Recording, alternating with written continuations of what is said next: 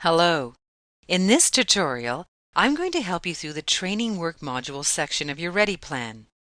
If you click on the Work Modules in the left side menu and then click on the Training, it will take you to the Training Work Module page.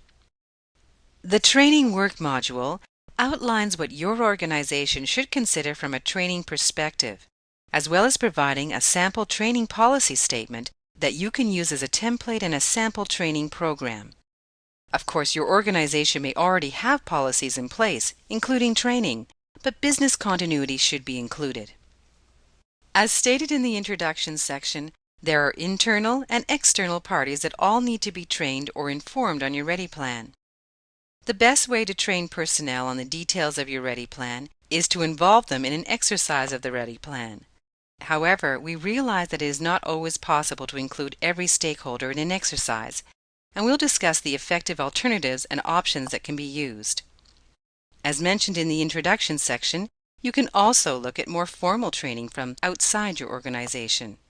Your advisor can assist you with determining your best course of action for training.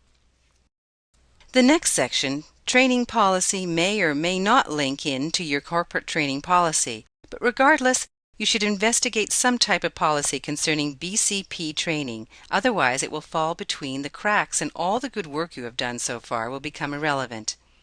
It's also important to ensure BCP is taken seriously in your organization and becomes a process as opposed to a project that gets completed and put on a shelf. BCP in your Ready Plan should be evolving processes, and training is an important part of that process.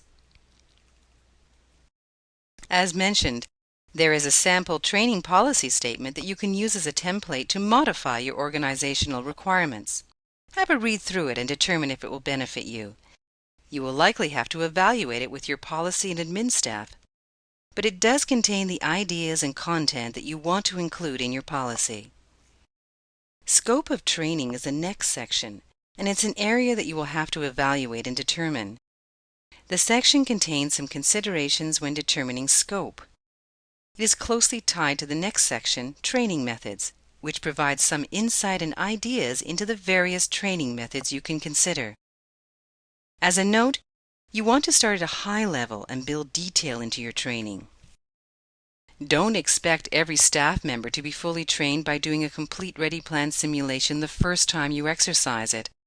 Briefings, orientation sessions, lunch and learns, corporate intranet sites, information sessions, etc. are great ways to ease into the training.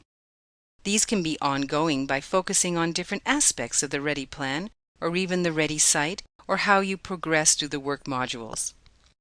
Many may not be aware of the BIA results and why their application isn't being restored first.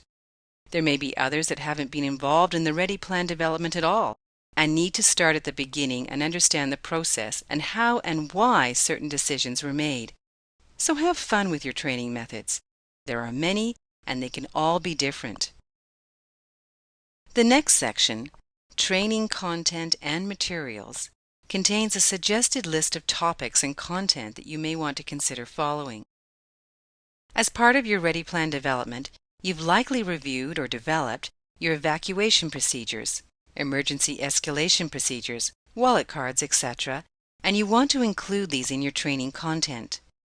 Some things may have changed following the review update stage, and you'll want to ensure that all affected staff is aware. The last section is a sample training program. This is a suggested minimum, and you will have to fill in the first column, training date, and determine if the training method, training objective, and target participants are aligned and correct for your organization. This is a generic program, and you'll also want to coordinate some of the methods and objectives with your exercise plans. But this sample is intended to give you the groundwork for covering most of the training requirements. There are some organizations that hold lunch and learn sessions on a monthly or bi-weekly basis to introduce the Ready Plan to all their employees, one section at a time. So much like the training methods, have fun with the training program. Mix it up and space it out over time so it's never boring or the same every time. Please ensure that you review your thoughts and questions with your advisor. Good luck completing the training section.